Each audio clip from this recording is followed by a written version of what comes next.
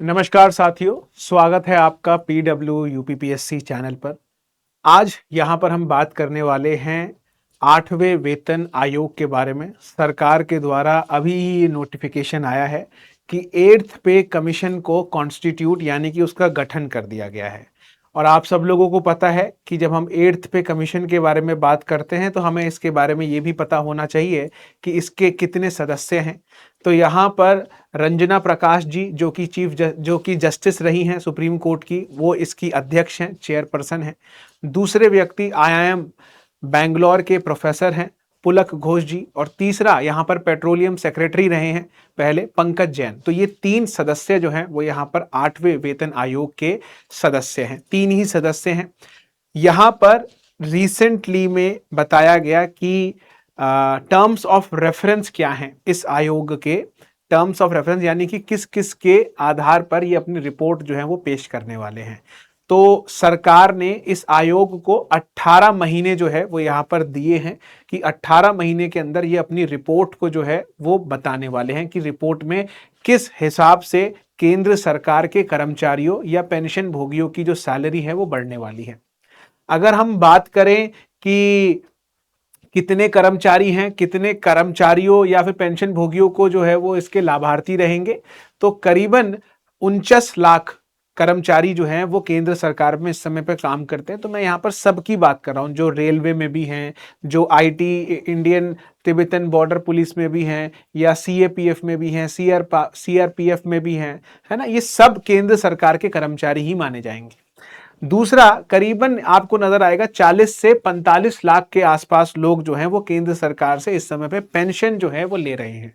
तो मोटा मोटा हिसाब अगर देखा जाए तो करीबन 1 करोड़ लोगों को जो है वो 8वें वेतन आयोग से जो है वो यहां पर लाभ होने वाला है।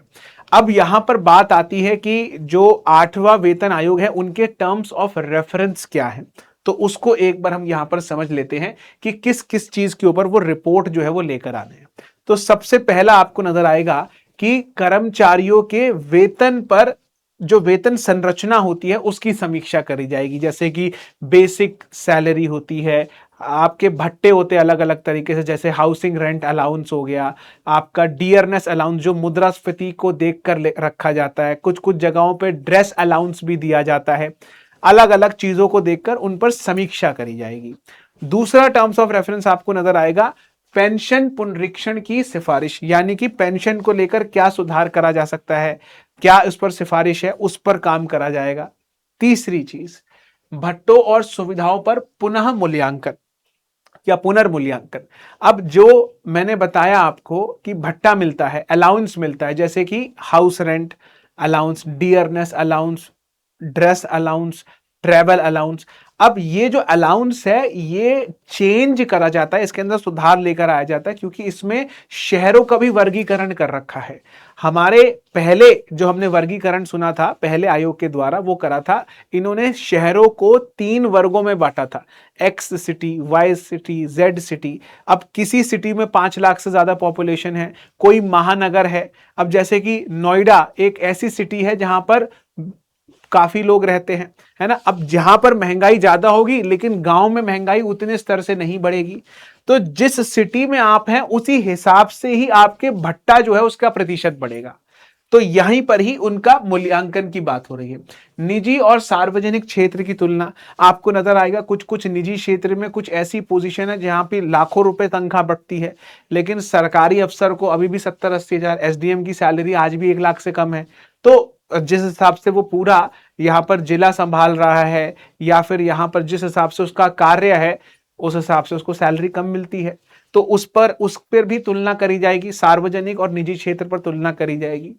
फिर देश की आर्थिक स्थिति और राजकोषीय अनुशासन पर भी ध्यान दिया जाएगा, क्योंकि जब ये सैलरी बांटी जाएगी, जब ये पेंशन बांटा जाएगा, तो एक ऐसा तो है नहीं कि ये सारी चीजें सरकार को इनसे कुछ प्रभावित नहीं हो रही है।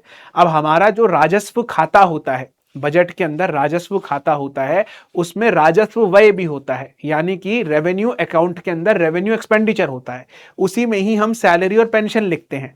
तो उस पर क्या प्रभाव पड़ने वाला है वो भी 8वां वेतन आयोग जो है वो समझने वाला है।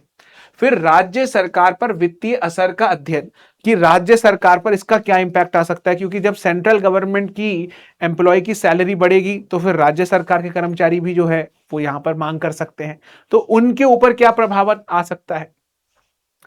दूसरी चीज जो हमें यहां पर समझनी है वो ये है fitment factor. Terms of reference के बारे में तो हम लोगों ने समझ लिया, अब यहां पर फिटमेंट फैक्टर की बात आती है कि आपकी जो बेसिक सैलरी है, अब उस पर क्या फिटमेंट फैक्टर जो है वो यहां पर अप्लाई हो सकता है।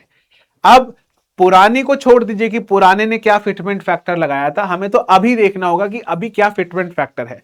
जो बड़े बड़े विशेषज्ञ हैं, जो यहां पर एनालिस्ट हैं, उनका यहां पर कहना यह है कि जो यहां पर फिटमेंट फैक्टर अप्लाई कर जा सकता है वो करा जा सकता है 1.83 या 2.46, इसके बीच में ही जो है वो यहां पर हमारे पास निवारण होगा।